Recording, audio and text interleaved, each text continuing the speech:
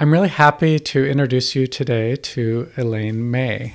Elaine has been an engineer, manager, director, and VP of engineering at many companies you may have heard of, like Netlify, New Relic, and Tektronix, and is now retired.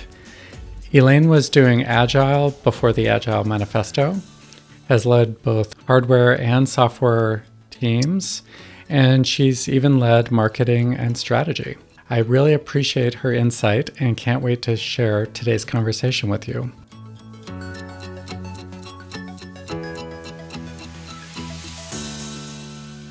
I met Elaine because I was writing a post on management support groups, and she contributed to this post, and I interviewed her for that.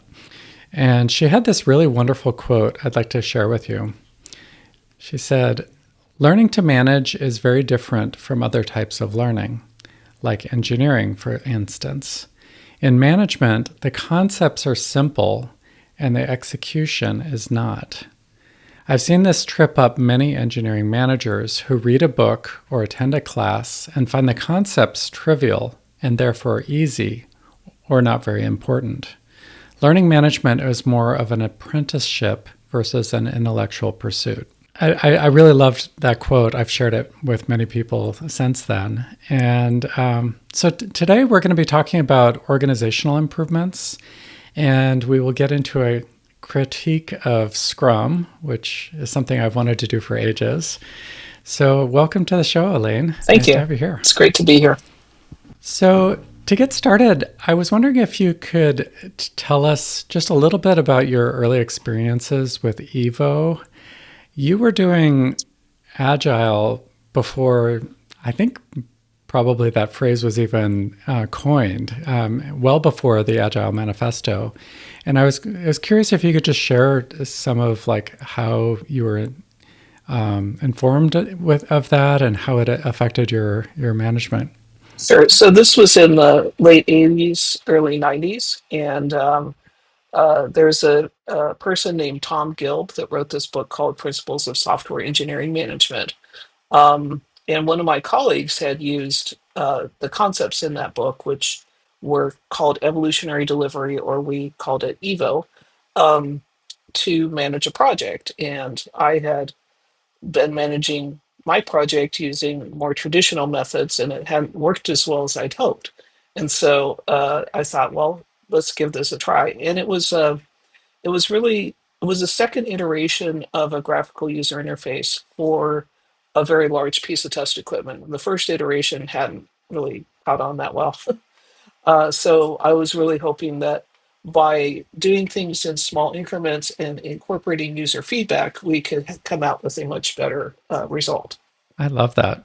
As I look back, I read a paper of yours from the 90s, and oh my gosh, the concepts are just so relevant even today. Like a lot of the things we really struggle with as an industry are still very present, like getting feedback early and delivering things incrementally and incorporating feedback. It's something I see many teams struggle with.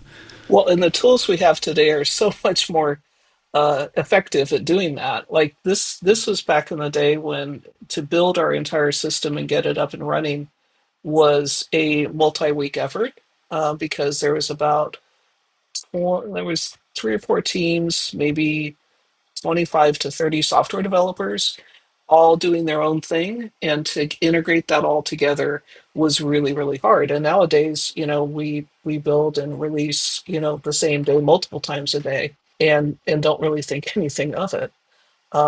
So and there was a lot of fits and starts with that Evo project. And from that project, I moved to a corporate engineering role at Hewlett Packard, where I tried to help other teams use this technique, and talked with people that had used the technique. And so one of the things I found was that Tom Gilb, like a lot of authors, has a very prescriptive way of describing his process. You do this, and then you do this, and you must do it this way, and you must do it that way. And we didn't follow all of his prescriptions. because it wasn't feasible. I mean, we were building this thing that you know, connected to a massive piece of test equipment that was like $1 million system. And our users, our customers, didn't want to spend time playing around with this thing and giving this feedback. Like we were doing week-long cycles. We didn't know how long the cycle should be. Now we call them sprints. So we did it for a week. And it was a small team. It was 4 people, and we could accomplish that. So one of the prescriptions from Gilb's book was you must release to customers. And we didn't do that. We released to a marketing person who role played our customer. And he had interacted with a lot of customers, and so he could get himself in that mindset. And that's how we got our feedback. One of my colleagues at the software initiative had a much larger team, and they were trying to release to real users every month, and it was really, really difficult just to even accomplish that, let alone to get the feedback. That's another thing I found with getting feedback from users. Everyone's busy, and your priority as a developer is not their priority of getting their job done, and so that can make it tough too. I love that approach to adapting it to the organization, though, because I think a lot of times we take these kind of ideas and we just like cargo cult them into our own organizations, and that often doesn't really make that much sense. Well, and that's the difference, I think, between, really being a management professional and I'll just use the word amateur. uh, you know, Yeah. like you have to really think about what you're trying to accomplish, and is this thing that you're doing helping you accomplish that or not? And I think a lot of people don't really think that deeply about stuff. So you've really made a career out of organizational change. Can you share a little bit about what you think a lot of leaders miss when they're trying to improve organizations? Yeah, I wouldn't say, well, I made a little career for a while, and then I led a lot of teams where in organizational change was necessary. Sometimes Yeah. it was made apparent to me when I took the job, and sometimes it was became apparent when I got into the job. But what do people miss? I think there's probably 3 big things that people miss. First of all, they don't really understand the business value they're trying to accomplish. They like read this thing, Scrum is the way to do it, so we're just going to do Scrum. Why are we doing Scrum? Because Scrum is the way to do it. Um, and what's the business value you're looking to get out of that is kind of missing. The second thing is they don't really look at why are things the way they are. I mean, every organization that is still in business has some degree of success, or they wouldn't be still an organization. So you have to look at why, how they got to where they are, and then change from there, as opposed to just like come in with a full new agenda.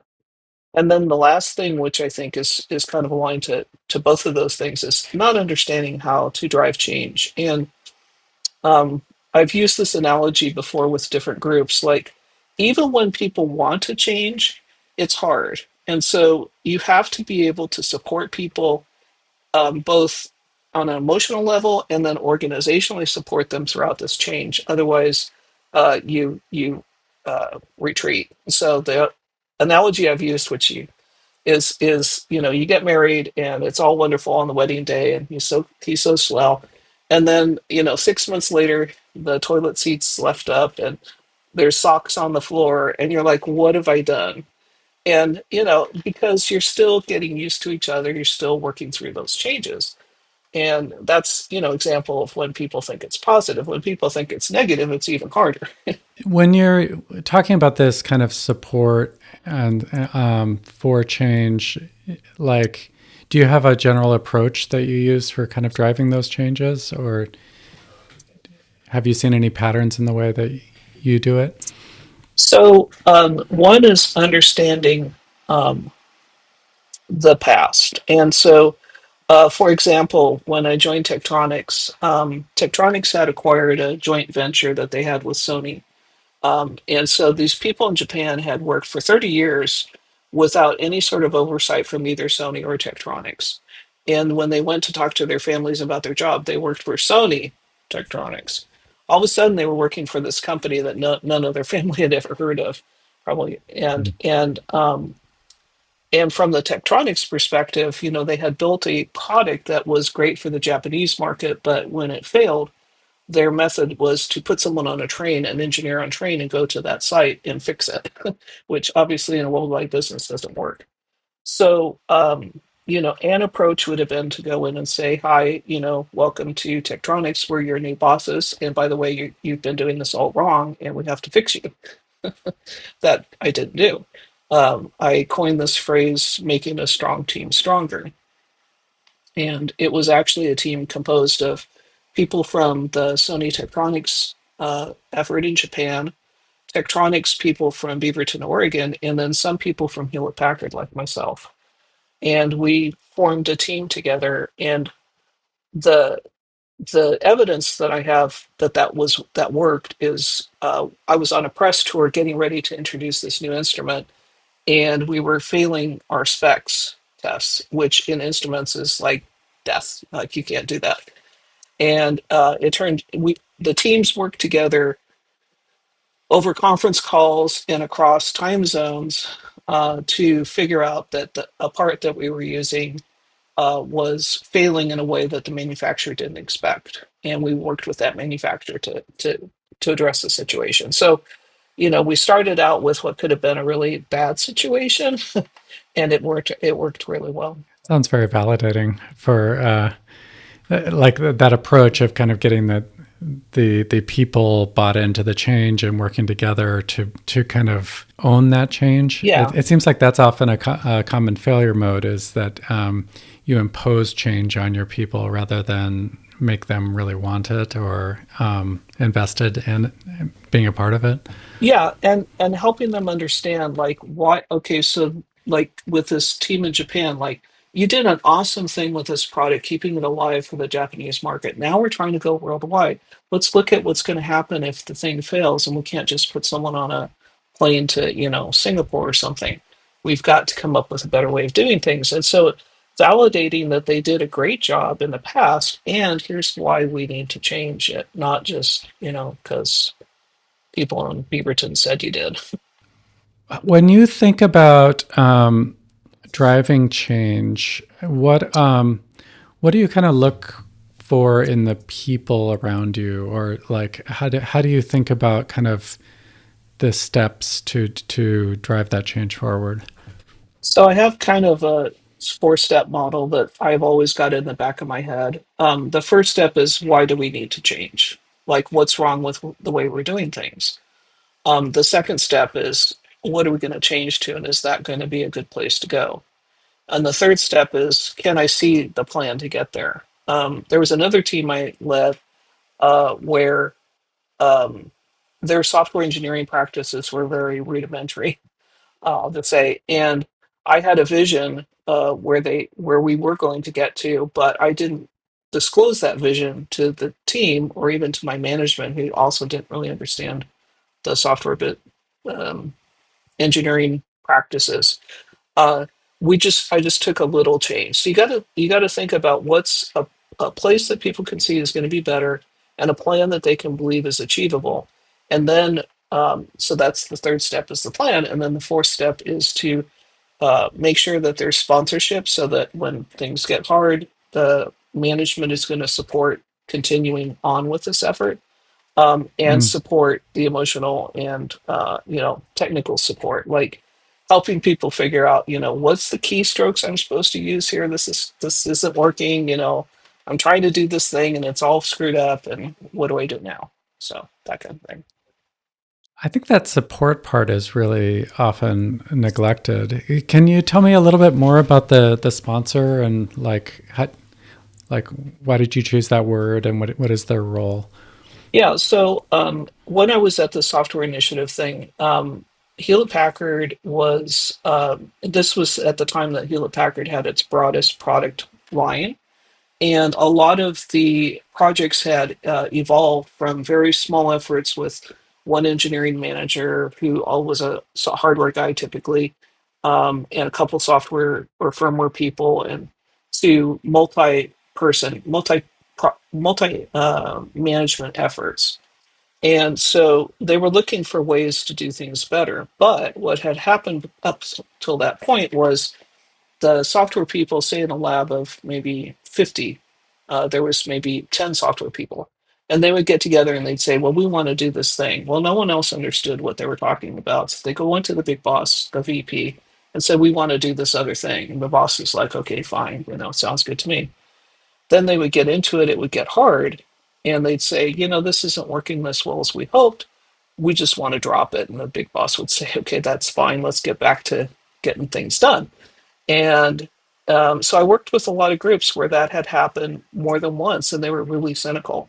And so the sponsor, and that's just the term that I heard used back in the day, the sponsor is Hmm. the person who can authorize the time, the money to actually implement this change and will stay committed to it even when things get hard. Oh, interesting. So they can kind of create the space for the change to happen and kind of like advocate for it and kind of defend it from the inevitable like pushback and so Yeah. on. And the best sponsors will actually partner with whoever's trying to drive the change, which I've heard the term used change agent to figure out like, okay, so this isn't working exactly as well as we'd hoped. What's the business objective? What's the business objective we're trying to get here? How can we adapt what we're doing so we can achieve that more effectively? That's the very Yeah. best kind of sponsorship because they've got a broader, base of experience, hopefully. Yeah, that's really valuable because sometimes also you need to change your approach and kind of adapt to the situation. And it might be like, hey, what's some part of this is not working. Let's take the core part that is, or uh, change our approach slightly. Exactly. So, like in that very first project that I managed, we were delivering every week, which is a pretty strict cadence. I mean, Yeah. and we kind of got, I don't know, it was a third of the way or halfway into this effort, and it was like, well, we need to step back and really look at the design here. And so we took 2 weeks instead of 1 week, and we had what we called a design cycle, which, Mm, Scrum has, a time boxed sprint to explore something new. So that wasn't in Gilb's book. That wasn't, that was just something that seemed like we needed it. And so we did it. And then we went back to our every week cycle. that's great. Yeah. I like that. Do you have any advice for people that are the change agents and how they can be effective at that role? And yeah, because that work is like a real core part of leadership work. It's like a lot of what we do. Sure. I mean, in some cases, like for example, one of the jobs I had as a senior director was I joined this organization. There was three different groups that had come from acquisitions, and one of those groups wasn't operating to the level that the company wanted. And so it became obvious to me my job was to fix that team. And Yeah. so the first thing I did was, my boss, who's the VP of engineering, I went and talked to him. I said, okay, so I understand that, we want some changes in this team. Let me understand what we're looking for here exactly. Let me tell you how I'm intending to approach this was to start off with interviewing almost lots of people in the organization, both inside the team and outside the team, to get an understanding of the history and also to get an understanding of what people thought was feasible and desirable. Um, so that was kind of step one. Step two, so that was kind of designing the why do we need to change? What are we going to change to? And what's the plan? And then I took that to my sponsor, my manager, who's the VP, and said, this is how I'm intending to approach it. I asked for some additional resources to help with it. Um, and then presented it to the there was a director that worked for me, and then there was engineering managers in that organization. So I presented it to them, and then to the entire team, and then we I started executing. Yeah, I love that. I've had a very I mean, it doesn't surprise me. I think there's a lot of like parallel evolution in leadership yeah, cycles, but that's been kind of my approach as well. Like it seems like often the first step is to become almost the expert of the problem space. And so Yeah. you really have to just go pretty deep and understand and interview everybody and kind of like, because a lot of times I've been presented with the quote unquote problem, and it's often a misdiagnosis of the situation. It's Yeah. like, we think they need to go faster, Yeah. and it turns out we're just not communicating very well or something. Yeah. Well, Yeah. and part of that is to figure out how to get that desired business result with the least amount of effort possible, change to the team. Because one of the concepts I've got always got in my head is I use the term change budget, and it's what I mean by that is everyone has a certain capacity for change. Mm. And it gets consumed by not only the change you're making at work, but what else is going on in your company, by what's going on in the world around you, by what's going on in your family, et cetera, et cetera. And Oh, I like that. you're taxing, let's say a group of 30 people, you're taxing 30 different change budgets. And if you tax those all pretty heavy, the chances of success are not going to be real great. But if you think about how to minimize the impact on every individual, um, well, if they have lots of capacity, it just gives them more opportunity to get work done. Yeah. But for the ones that don't have much capacity, it allows them to be successful. I really love the way you look at that. It's much more nuanced than my own mental model has been. My own, like, honestly, this was a failure mode of mine for a lot of my career, in that I wasn't very sensitive to how much change I was pushing through Hmm. my organizations and my teams. And I became really aware of it when I was working with this other leader. It was Marco Rogers, and he was very conscious of this, and he really helped me see that I was actually causing a lot of problems. Yeah. And but what I love about that is it's so much more like, I like how you go down to the individual level. It helps, like, it's very nuanced in that it helps you understand that it actually can affect each person differently. Yeah, it does. And yeah, I mean, at the end of the day, when you are changing an organization, you're affecting people's lives. And Yeah.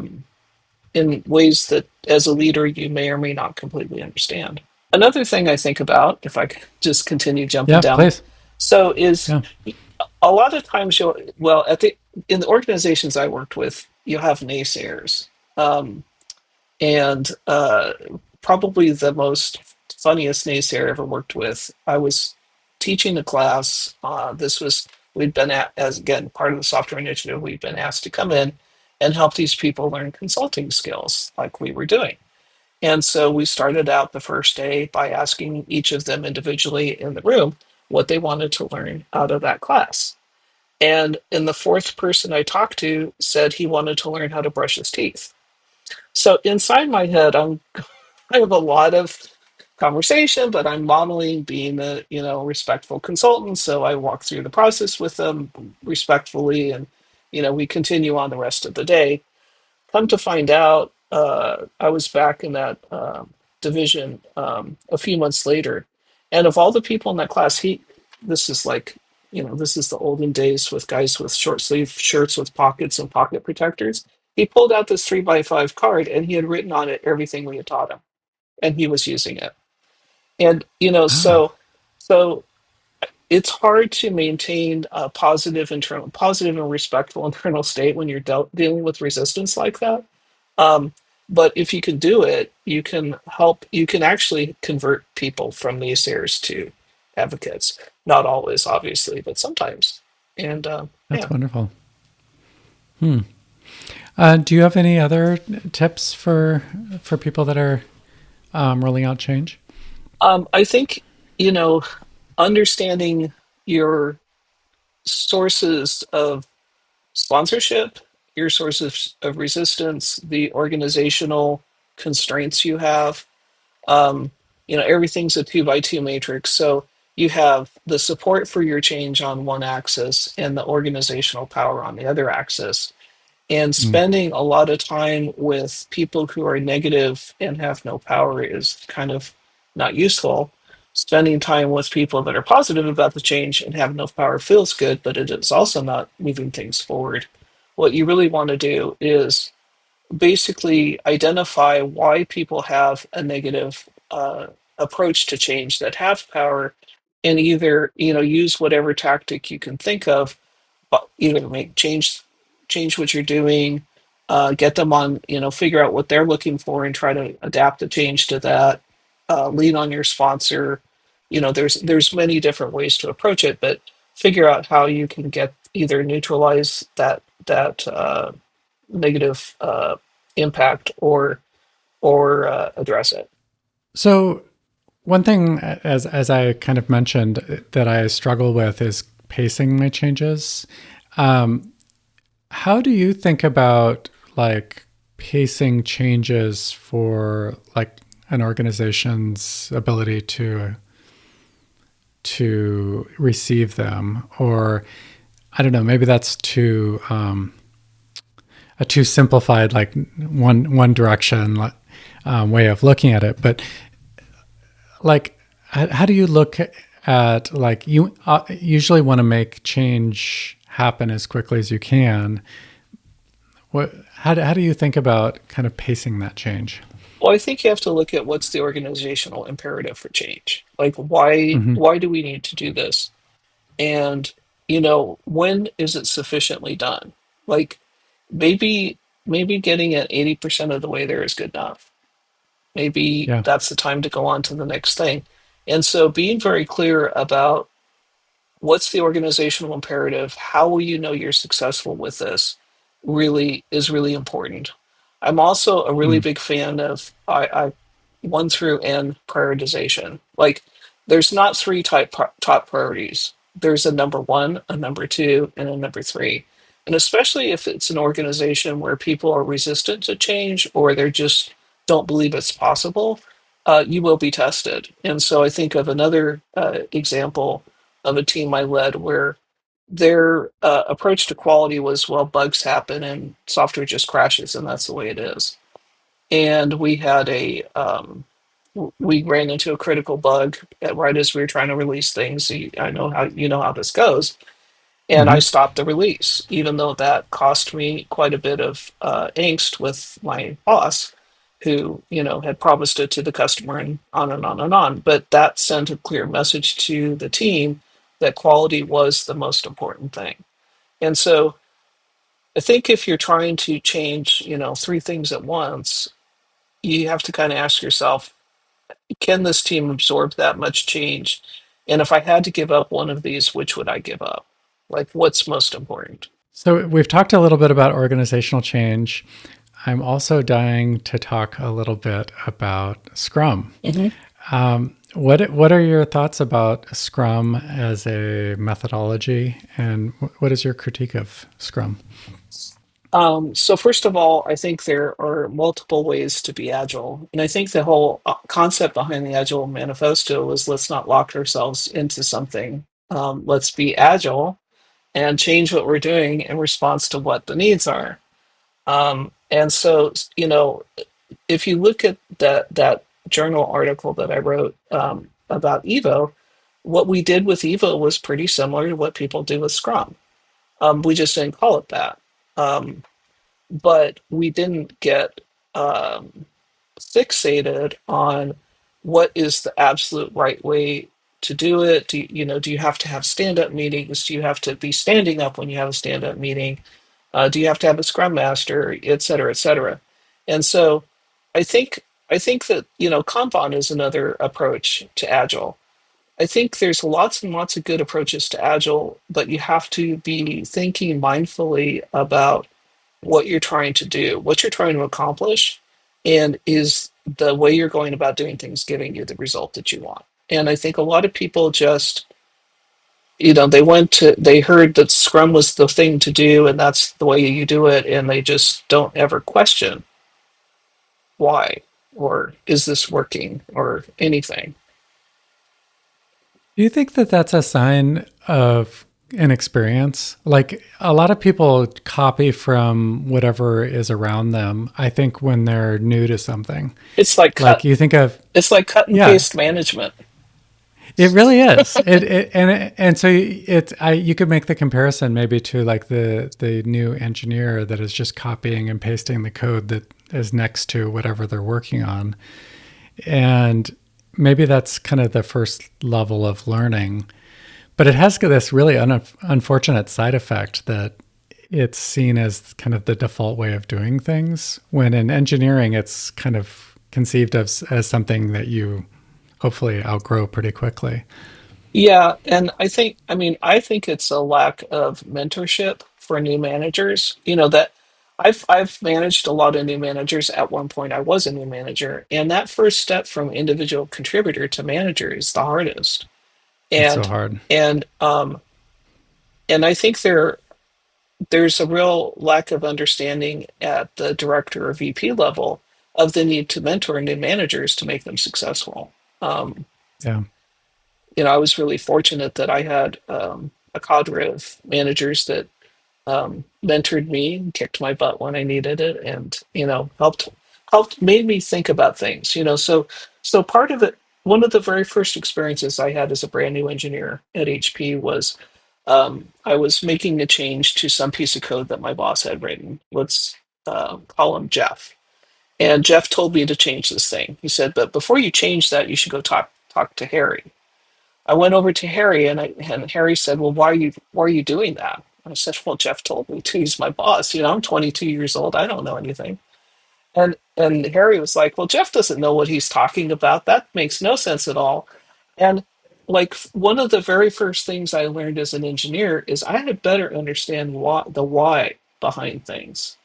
And I think that's a lot of people don't really get that lesson. Like you need to know the why behind what you're doing, whether you're an engineer, a manager, a parent, whatever. Yeah.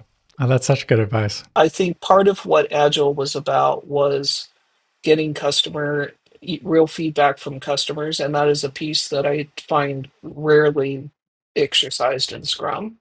It Yeah. maybe isn't always relevant, but you should at least know that it's not relevant and just like not forget about that. Yeah. I mean, one of the lessons I've learned is the best productivity method for software development is don't write code that people don't want. Yeah. You can double your velocity if you have to write half the code. Yeah. And so, by doing things in some sort of incremental way and getting customer feedback, you can find out whether or not things are really going to be useful to people. I I guess what I find frustrating about Scrum is it's so prescriptive about so many things. It's like it's giving you this very rigid kind of definition of how to do things. And the idea is you're supposed to evolve from there, but it almost like there's something about that rigidity that almost prevents you from focusing on the evolution from there. Well, see, that's why I think you should just throw out that rigidity from the start. Because if you read Tom's Principles of Software Engineering Management, I mean, you want to talk about rigid. The man is rigid. And I met him after I had the experience of kind of trying to use what he had developed. One of my colleagues had the experience of having him coming to their division and telling him how to do things, and he was like that, and Yeah, they didn't get the results that they were looking for. I mean, I yeah, really think I don't care, what you're looking at, you've got to understand the why behind it and be really thoughtful about, is this really going to get me what I'm looking for? Is this absolute maybe the other way to look at it is, what is the smallest thing I can do that gets me what I think I want?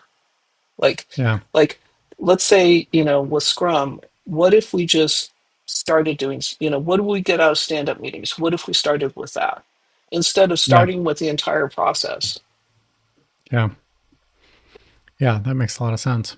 Do you have any other advice for managers who want to get better at kind of evaluating and kind of thinking about change and like how to adopt these sort of changes or have a sense of what changes they should make?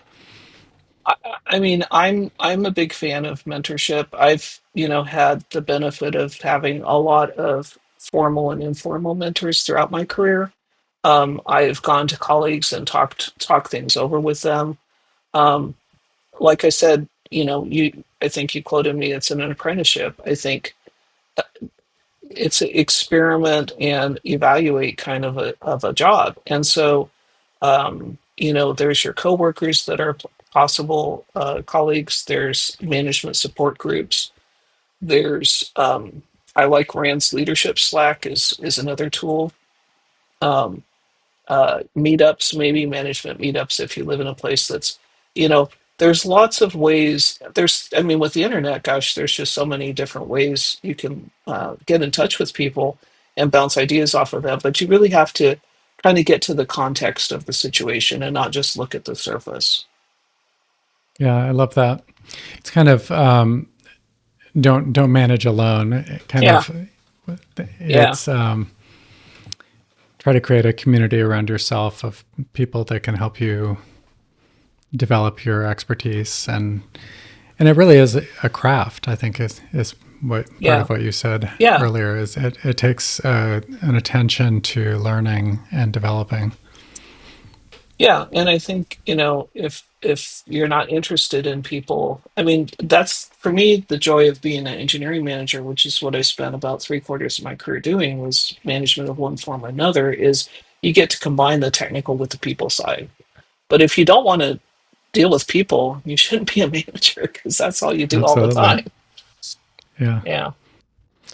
So one thing I wanted to come back to is when you are dealing with change, you often face kind of opposition Hmm. or you face detractors or people that are kind of resistant to those changes. Do you have any advice for how managers or leaders can deal with that situation? I mean, the first thing is identify those people and deal with them one on one. So I was one of those people, and I, as an engineer, often had my boss coming into my cubicle, like, "We're going to be doing this thing, and you might not like it, but here's why we're doing it." And I really, like, to get me on board early. Sometimes the reason people are opposed to change is because they've invested a lot of time in learning the old way of doing things, and they're kind of worried about losing their position, if you will.